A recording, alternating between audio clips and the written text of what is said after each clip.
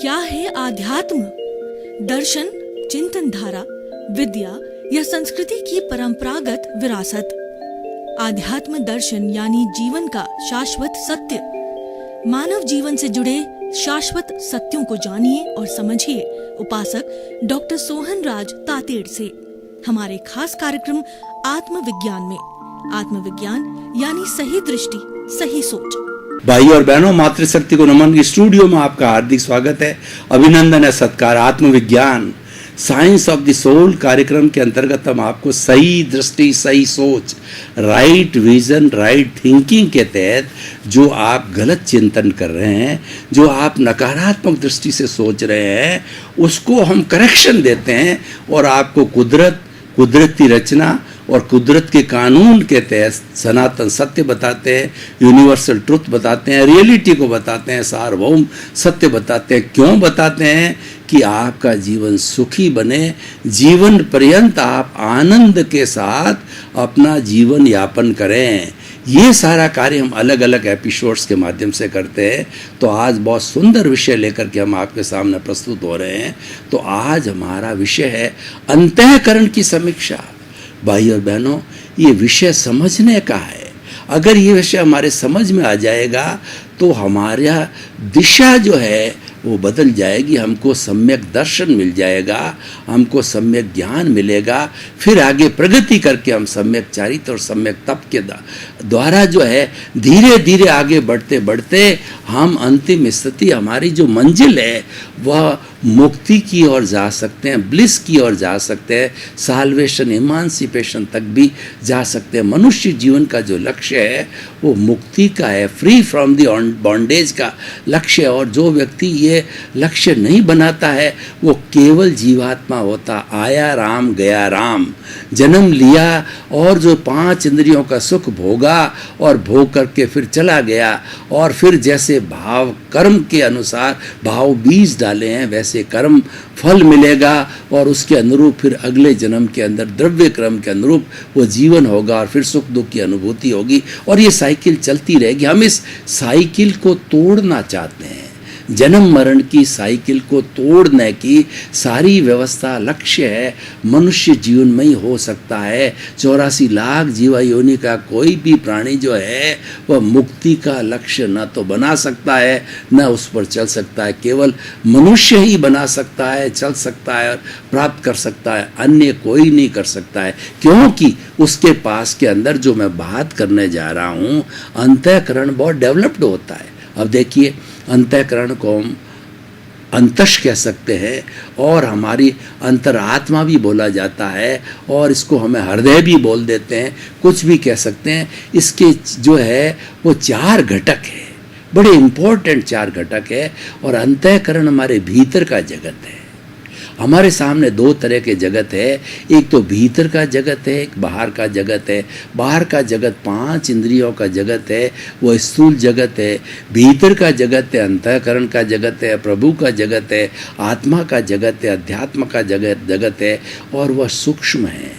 सूक्ष्म के सिद्धांत अलग है, स्थूल के सिद्धांत अलग है। इसीलिए हम कह सकते हैं कि भीतर के जगत के, अंतःकरण के सिद्धांत दूसरे हैं और बाहरी जगत जो हम मन वचन काया से जो प्रवृत्ति करते हैं उनके लक्षण अलग है। क्योंकि मन वचन काया, तो ये जो हमको मन वचन काया रूपी शरीर मिला है पिछले जन्म के कर्मों के भुगतान के लिए मिला है और ये भुगतान ऑटो मोड से चलता है। क्योंकि ये नियत है, ये फिक्स है। पूर्व जन्म में जैसे जैसे कॉजेज डाले हैं उसके अनुरूप हमारा जैसे जैसे चार्ज किए हैं वो चार्ज किया हुआ हमारी प्रतिष्ठित आत्मा इस जन्म में डिस्चार्ज रूप में होती है और मैकेनिकल होती है। वो डिस्चार्ज रूप के अंदर कर्म उदय और प्रारब्ध के अधीन जो है वो मन वचन काया की तीनों बैटरियाँ खुलती रहती है और हमको सुख दुख की अनुभूति होती रहती है। और उसके अंदर हमारा पुरुषार्थ कब होता है? जब जो चल रहा है उसके साथ जुड़े नहीं, उसके साथ नो कनेक्शन एट ऑल। उसके साथ जो हमने उपेक्षा का भाव रखा, उसके साथ में हम साइलेंट रहे, मौन रहे, मनन किया हमने, परंतु जुड़े नहीं, लगाव नहीं किया, जब हमने उसको एक्सेप्ट नहीं किया, तो जो ये राग द्वेष का पुलिंदा जो है हमारा, वह हमको टच नहीं करेगा और टच नहीं करेगा। जब राग द्वेष टच नहीं करेगा तो हमारे कॉजेज पढ़ ही नहीं सकते, कॉजेज पढ़ ही नहीं सकते तो नया जन्म होगा, मात्र डिस्चार्ज पे चलेगा, क्योंकि जन्म जन्मांतर का डिस्चार्ज बर्फ की शिला की तरह हमारे पास में इकट्ठा किया हुआ है। जब पूर्ण रूप से बर्फ की शिला पिघल जाएगी तो वो हमारा डिस्चार्ज जो है वह कर्म है या डिस्चार्ज अहंकार है, वो जीरो होकर के हम सिद्ध बुद्ध मुक्त हो सकते हैं। तो भाई और बहनों, हम चलते हैं। अंतःकरण का पहला घटक है मन। देखिए, मन का अर्थ होता है कि मनन के पहले और मनन के बाद मन नहीं होता है, मन पैदा किया जाता है।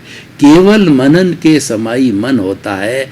मन पौद्गलिक है, मन नौकर है और मन प्योरली टेम्परेरी है। जब हम चिंतन करते हैं तभी मन पैदा होता है, इसीलिए इसको मन को समाधि किया जाता है। हमारी सभी साधना का मुख्य उद्देश्य होता है मन को अमन करना, यानी निर्विचारता की स्थिति आ जाना। हमारे शब्द नहीं रहने चाहिए, वो समाप्त हो जाने चाहिए, वो अमन होने की स्थिति है।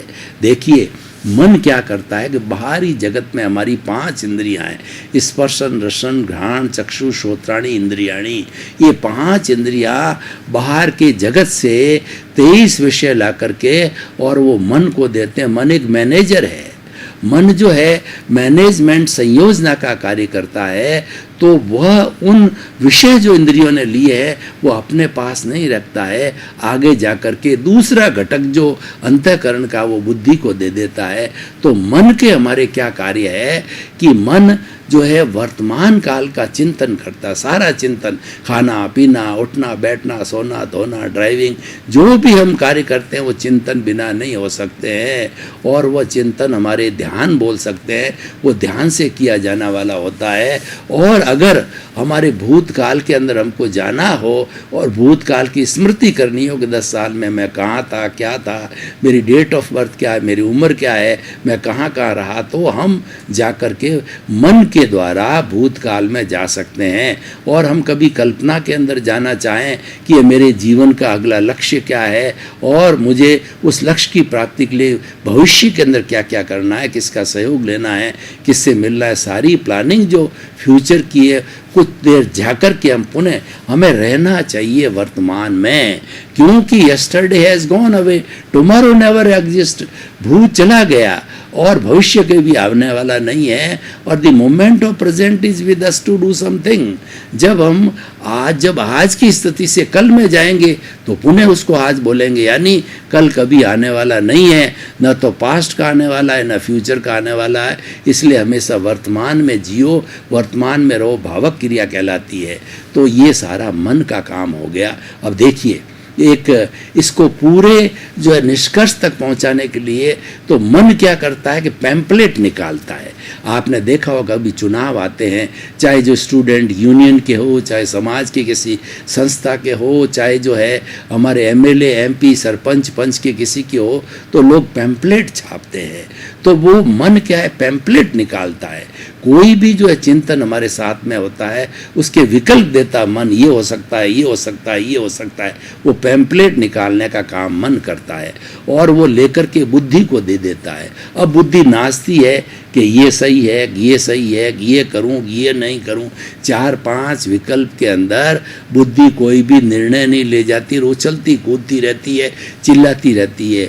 अब मन बुद्धि तीसरा चित्त होता है।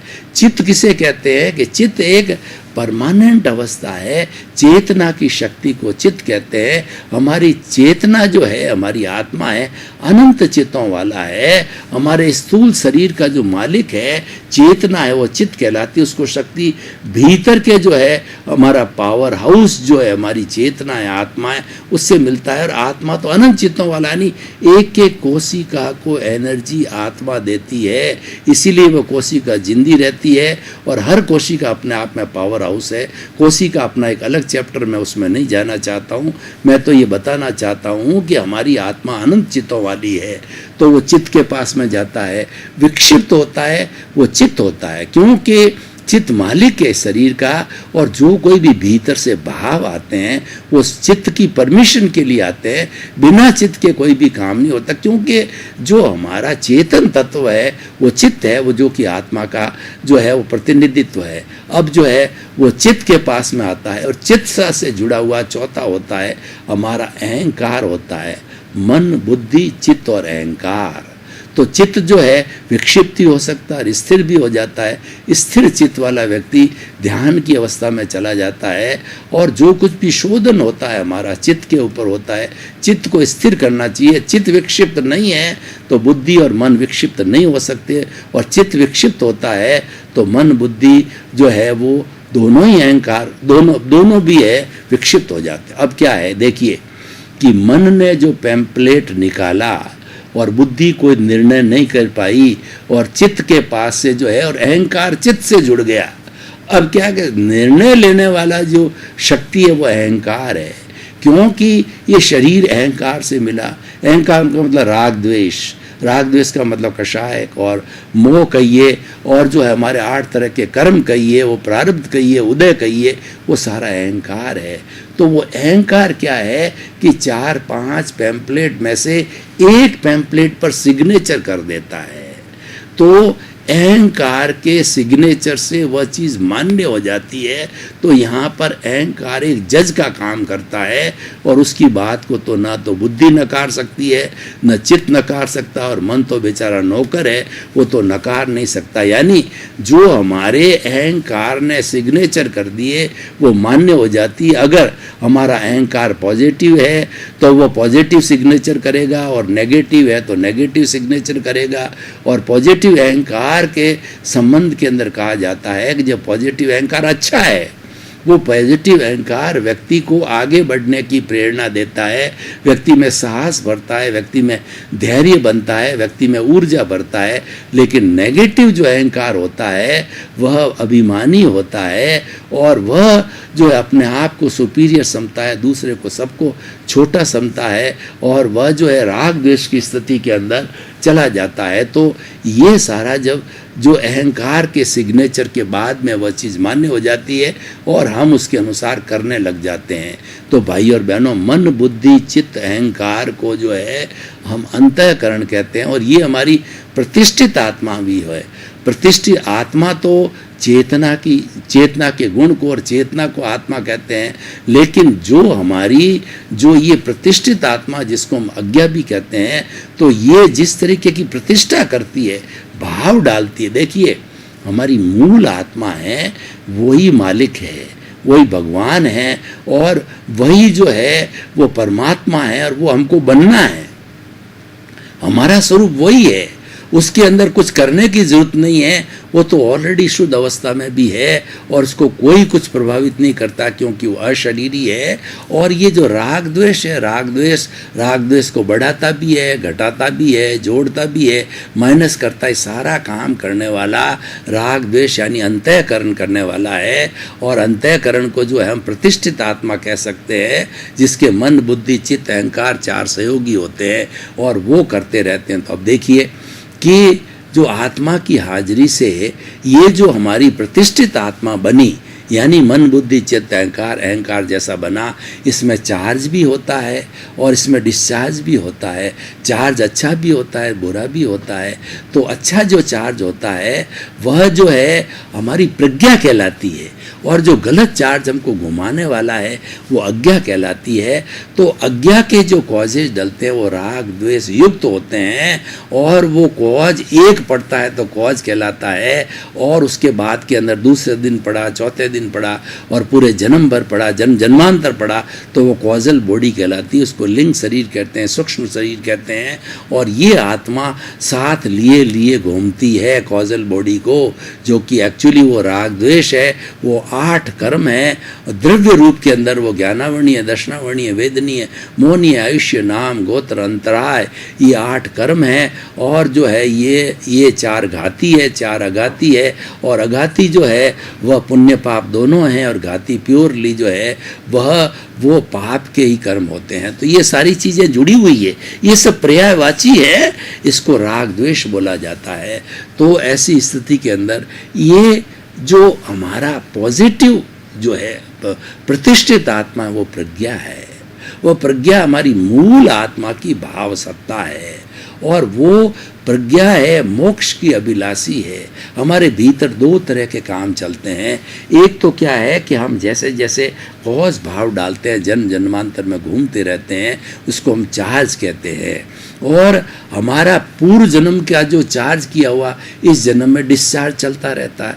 तो चार्ज चलता है, डिस्चार्ज चल रहा है। और तीसरी एक प्रज्ञा जो होती प्रक्रिया होती है, वो प्रज्ञा की होती है, वो शुद्ध भावों की होती है। प्रज्ञा हरेक को नहीं मिलती है।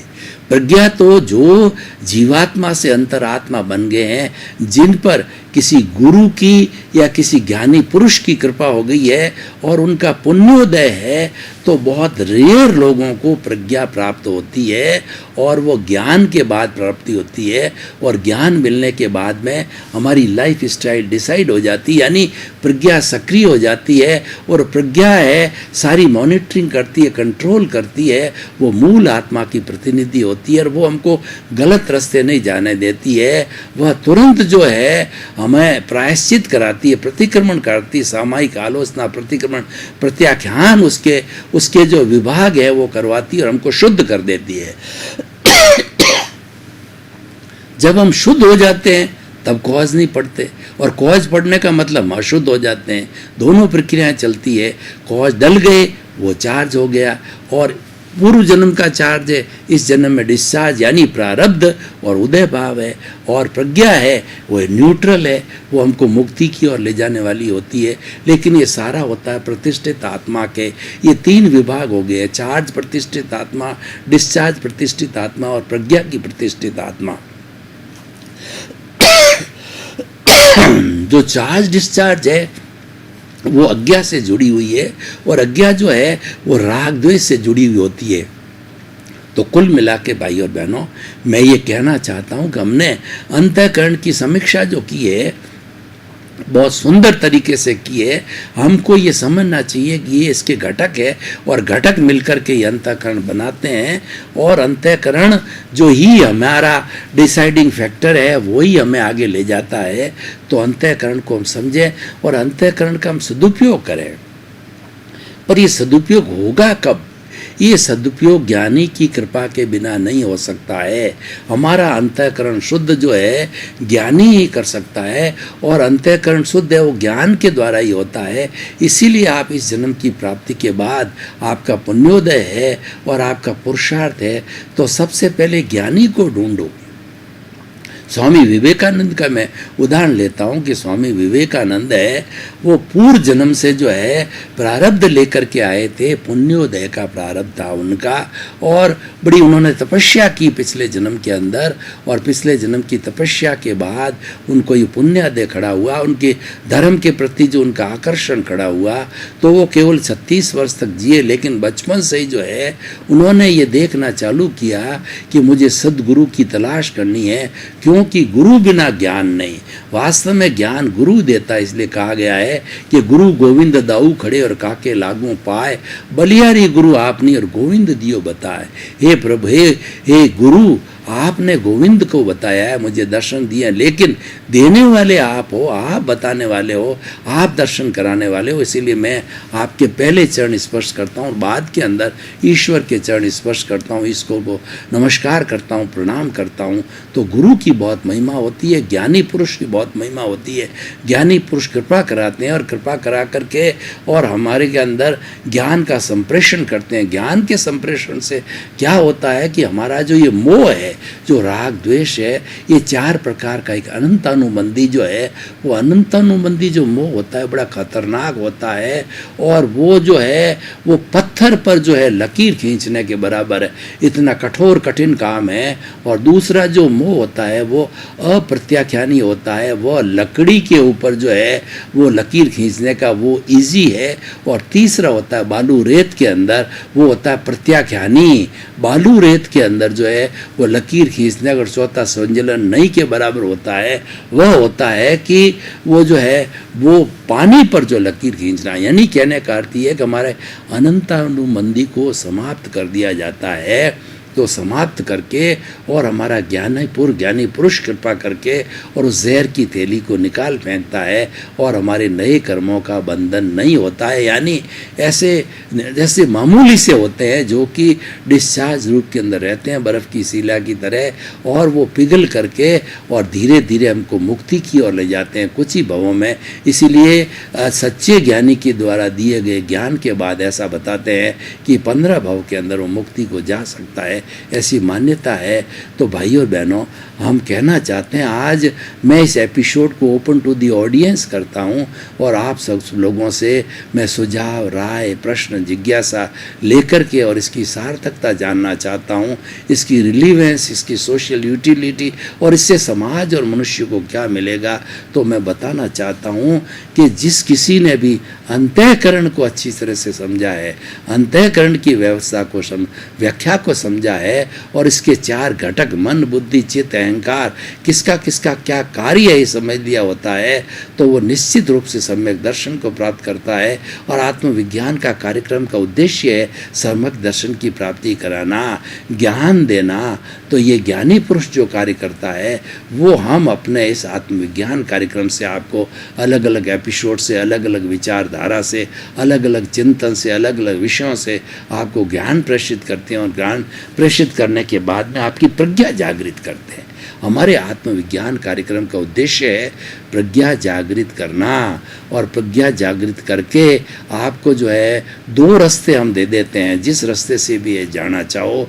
एक तो जो है हमारा जो है वो शुभ भावों का रास्ता होता है, अशुभ भाव तो ज्ञान लेते ही छूट जाता है। शुभ भावों का रास्ता है दूसरा, शुद्ध भावों का रास्ता है। शुभ भावों के लिए जितने भी धार्मिक क्रिया हैं, मंदिर जाना, समाई करना, और उसके बाद के अंदर जो है वो चैरिटी करना, नियमों का पालन करना, अनुव्रतों का पालन करना, महाव्रतों का पालन करना, मन वचन काया से सारी जुड़ी हुई जो अवस्था है वह कुदरती रचना है और वह जड़ है, और जो है वह वो सारा, और वह जो है वो भुगतान योग्य है, भुगतान के लिए होती है। इसीलिए मन, बुद्धि और चित्त, अहंकार जो है ये जड़ तत्व है। तो ये जड़ तत्व भी नाशवान है, लेकिन नाशवान का अपना उपयोग है। तो हम ये कहना चाहते हैं कि शुभ भावों के द्वारा पुण्य की प्राप्ति होती है, वो भी हमें भुगतना पड़ता है मनुष्य गति में, यह जो है हमको देव गति में। तो आप अगर पुण्य का जो है एंजॉय करना चाहते हो, पुण्य को संचय करके भोगना चाहते हो, वो आपकी इच्छा है, तो आप ये सारा रास्ता जो रिलेटिव पुरुषार्थ का रास्ता हो जाता है। लेकिन आप कहते हो नहीं, मुझे तो शीघ्र सिमंदर स्वामी के चरणों के अंदर जाना है, और वहाँ जनो आप भावना बातें रहते हो। ये भावों का ही खेल है, भावों के द्वारा ही हमारे अच्छे या बुरे कॉज पड़ते हैं। तो हम सिमंदर स्वामी के पास जाने की भावना बातें हैं, तो वह हमारा शुद्ध जो है वो भाव है। शुद्ध भाव ये है कि आत्मरंजन करना, आत्मा के गुणों का व्याख्यान करना, आत्मा के गुणों की पहचान करना, सेल्फ रियलाइजेशन करना, इंट्रोस्पेक्शन करना, आत्मनिरीक्षण करना, आत्म परीक्षण करना, और जो आत्मा का गुण है ज्ञाता दृष्टा उसकी पहचान करना। और ये अनंत ज्ञान वाला है, अनंत दर्शन वाला है, अनंत शक्ति वाला, अनंत सुख का धाम है। ये सब प्रक्रिया के अंदर पड़ने से ये शुद्ध भाव होते हैं। तो भाई और बहनों, ये सारा अंतःकरण से जुड़ा हुआ है, शुभ भाव और शुद्ध भाव। क्योंकि जो कुछ भी किया जाता है, क्योंकि आत्मा तो अक्रिया होती है, वह कुछ करती ही नहीं है, वह तो अशरीरी है, उसकी तो मात्र प्रेजेंस होती। प्रेजेंस बिना अंतःकरण मर जाता है, अंतःकरण की कोई वैल्यू नहीं है, क्योंकि अंतःकरण भी पौद्गलिक है। भाई और बहनों, आपका बहुत बहुत धन्यवाद। आप हमारा आत्मविज्ञान कार्यक्रम बराबर देखते रहिए। आत्मविज्ञान कार्यक्रम में सफलता के सूत्र है, आत्मविज्ञान कार्यक्रम के अंदर हमारे ट्रांसफॉर्मेशन के सूत्र है, जीवन निर्माण के सूत्र है। तो आप हमारे साथ जुड़े रहिए और इसी क्रम में आपका जीवन आनंदमय हो, मंगलमय हो, सुखमय हो, आप शतायी होकर के परोपकार करके अपने जीवन को धन्य बनाओ। क्या है आध्यात्म? दर्शन, चिंतन धारा, विद्या या संस्कृति की परंपरागत विरासत। आध्यात्म दर्शन यानी जीवन का शाश्वत सत्य। मानव जीवन से जुड़े शाश्वत सत्यों को जानिए और समझिए उपासक डॉक्टर सोहन राज तातेड़ से हमारे खास कार्यक्रम आत्मविज्ञान में। आत्मविज्ञान यानी सही दृष्टि, सही सोच।